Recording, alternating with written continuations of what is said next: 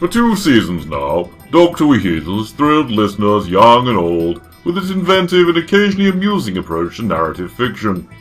Week on week, we've all held our breath as the time-travelling mustelid pulls off yet another implausible last-minute victory.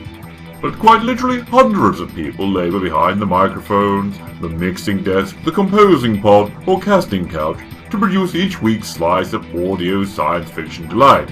So for once, we're taking a rare behind-the-scenes look at how a typical episode of Doctor WHeasel comes together as we go behind the WEZDIS. It's Tuesday, 10:15 a.m. Rehearsals for this week's recording started at 8 a.m. Unfortunately, the actor who has become synonymous for his performance as Doctor WHeasel, Randy Weaseling, has only just arrived at the WTAP canteen. What do you want, love? I need to clear it all away in a minute and get luncheon. It all looked a bit too congealed and greasy. You got any fresh eggs? There's some scrambled egg in that pan over there. Really? I could have sworn it was the beast from Matterhorn 8. You know, like in my show? Never listened. Oh, don't go in for all that sci-fi rubbish. It's just for nerds, virgins and liberal Democrat voters, isn't it? Come off it, love. My show's got a broad audience demographic. Everyone from 8 to 18 can get their adventurous rocks off with Doctor WHeasel twice nightly. You say so. You gonna eat those eggs? If not, they're going in the bin. So, no chance of an omelette then?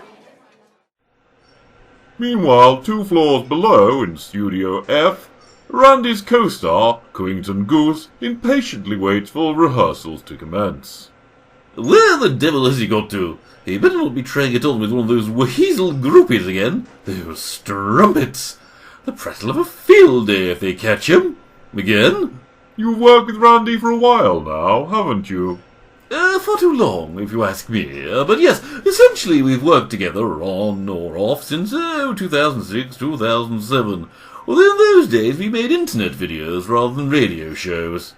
Would you say after all these years that you've now got a good working relationship? No. How would you describe working with Randy then? I'd describe it as a nightmare. I'm a thespian and I've been to art college. I didn't just rock up here one day and say, "Hello, Kenny, give us a part," like some people I could mention. Amateur wannabe slackers.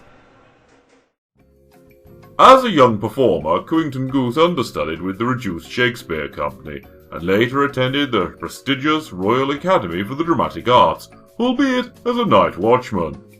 Undeterred, he continued to hone his craft, and was slowly cast in a number of minor roles in some of the UK's favourite radio dramas.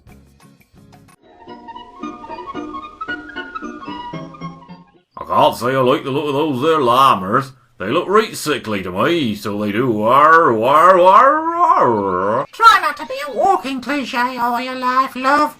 I only did move here to Ambleridge from Kensington 2 weeks ago. Oh, look, here's the veterinary. He'll have 'em back on their legs in no time. Stand back, everyone. I am a licensed and fully trained and qualified veterinary surgeon. Mr. Vettington's the name, and sorting out animals is my game. Now, what seems to be the... right, yes. Well, I just think I just need to... You shot my llama. Don't worry, I'll send you an itemised bill. By his own admission, Randolph Weaseling fell into acting. Having trained as a chartered hedge manager at Bovingdon University, he was lucky enough to meet with Lord Llama, the producer and showrunner for a forthcoming science fiction comedy serial. After 10 years running the show, largely with the same troupe of actors, I asked his lordship if he'd ever thought of quitting. Every single day, Barry. The quality of the actors I have to work with, it isn't great. Does someone say there was a llama here? I'll just go fetch my shotgun. You see, utter rubbish. It's Wednesday night. The show has reached its full first dress rehearsal. Tensions are running high, as it's late in the evening, everyone's tired, and the scriptwriter had to go home to bed hours earlier.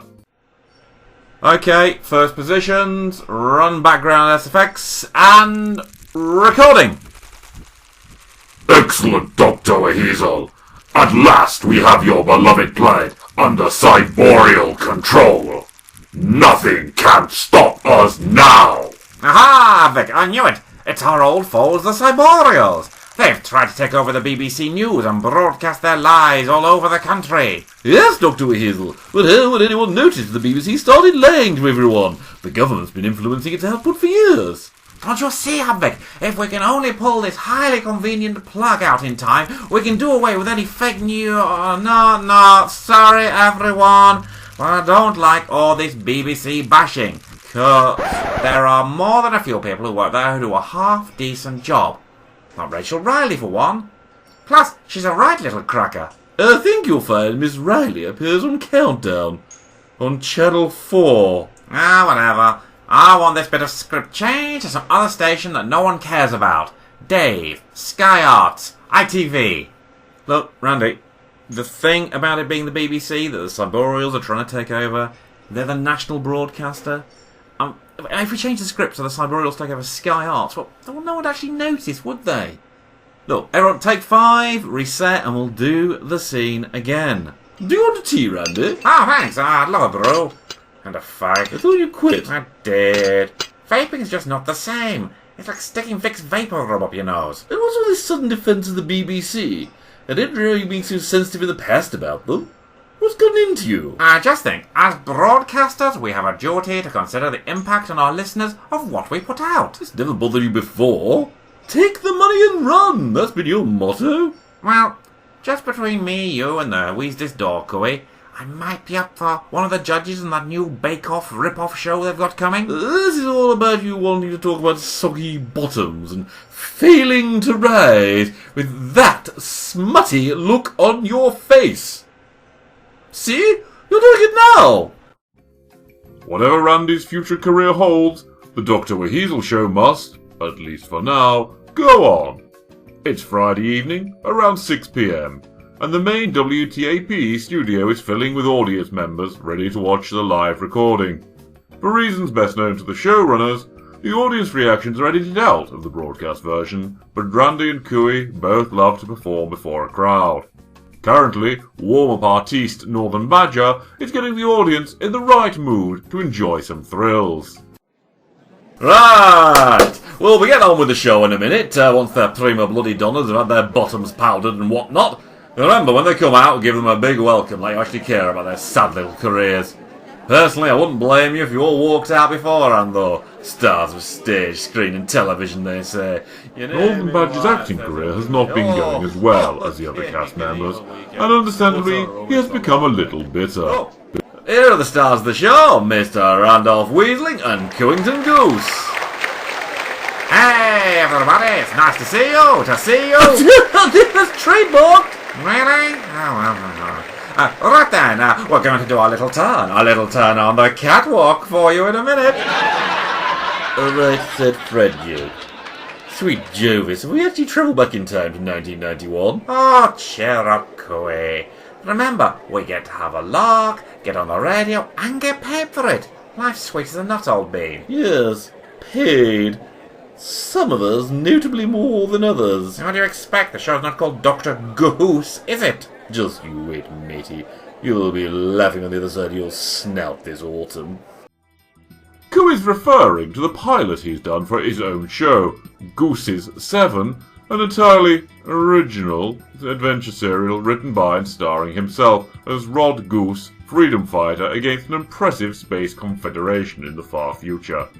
Talks are ongoing whether this will make it to series, but if it does, perhaps Vic Goose's days as Doctor WHeasel's travelling companion and teasmate are numbered. I won't bet on it, matey. I've read his script. It's gloomy, depressing, full of leather-clad men, and the only laugh's on page 47 when this door falls down on top of this fat bloke. Laugh! I nearly tried. Yes, thank you.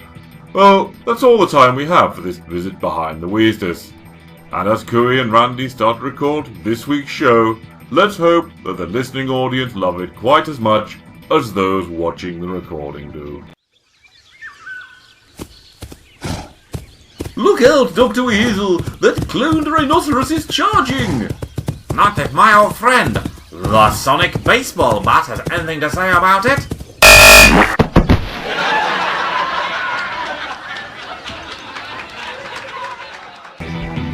Dr. WHeasel is a weekly audio production featuring Run of Weasley and Twington Goose and various other people.